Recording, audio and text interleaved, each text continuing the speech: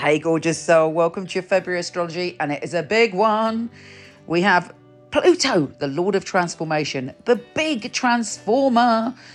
In its last degree, it's going into a different sign. It's going into Aquarius in March. And right now, we've got the peak of our whole Pluto experience. As well as that, at the end of the month, Saturn is reaching its final degree. And this is huge in astrology because it means all of that energy becomes magnified and magnified and magnified, and it's reaching a peak. So there's a peak of change, and there's a peak of awareness about what and who we want to commit to and what and who restricts us. And it's going to be very deep and very profound. I really do suggest that you don't just look at your sun, you look at your rising, very important, and where Saturn and Pluto are in your chart. If you haven't got your chart, you can get it free on my website, michele.com, and there you'll be able to see where it is. And you're going to know anyway, trust me, which of those positions is affecting you more, because it's big and it's loud and it's final and it's intense. Here's your monthly astrology.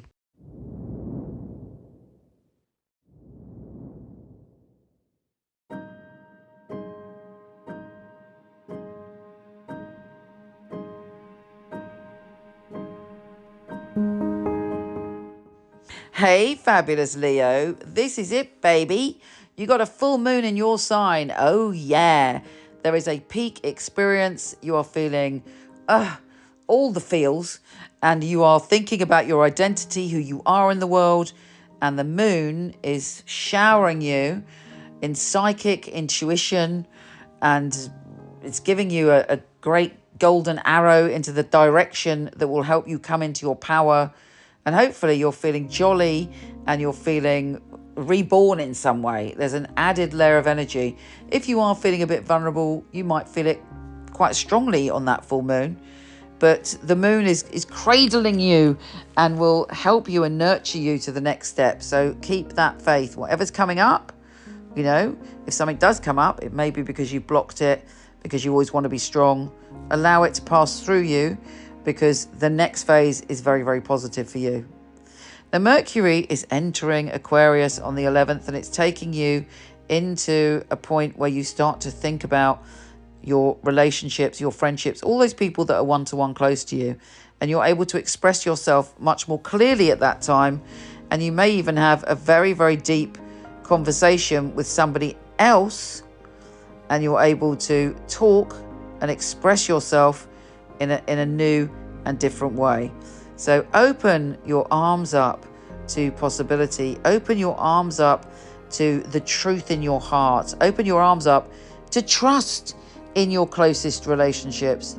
And anything that is inauthentic or isn't working for you, you are able to really ditch it now, and just move forward with your with all these new intuitive, strong wisdom that you've gained this month. And you're like, right, I know what's right for me, I know what's wrong for me, onwards.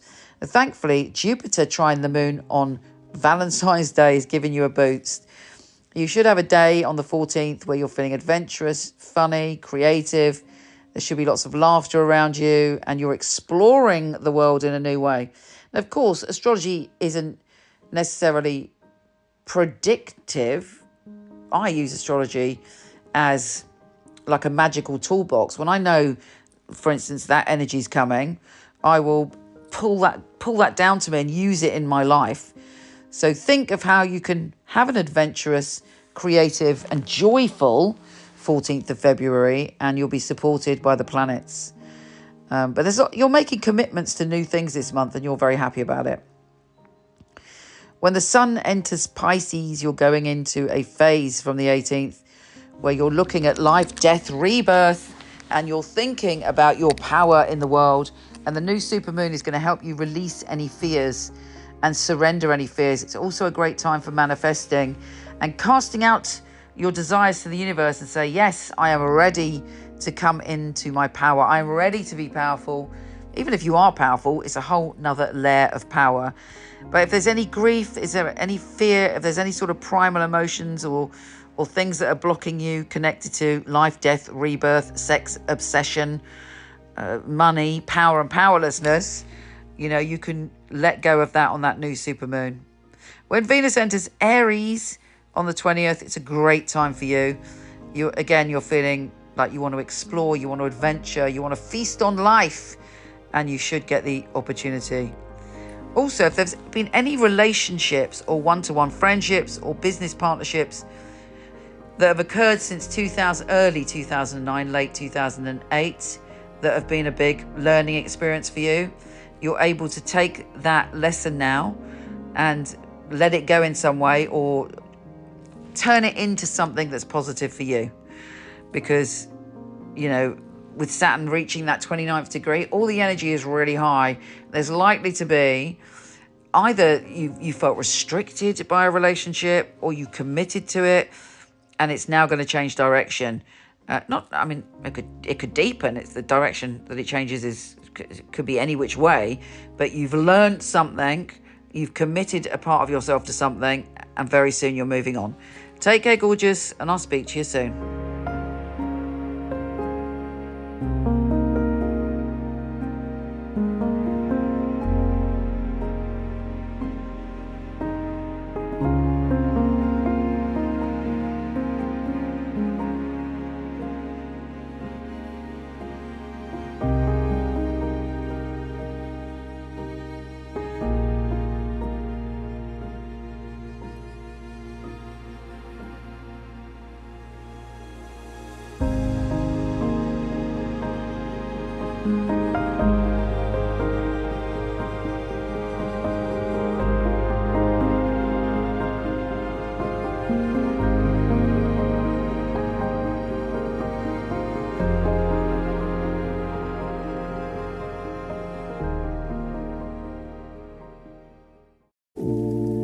I've had my psychic company for over 20 years. I've always been exceptionally picky about who I have on my team. My psychics are incredible people. They're all emotionally intelligent. They give a very accurate and specific reading, and they're all beautiful and different in their own right. So we got our fabulous psychics here.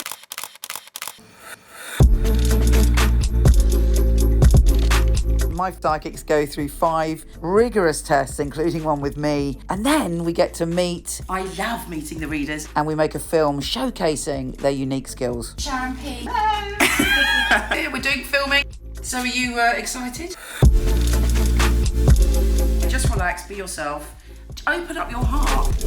So if you feel that you're accurate, you're emotionally intelligent, and your heart really wants to empower your clients, then we'd love you to apply and come for a test with us.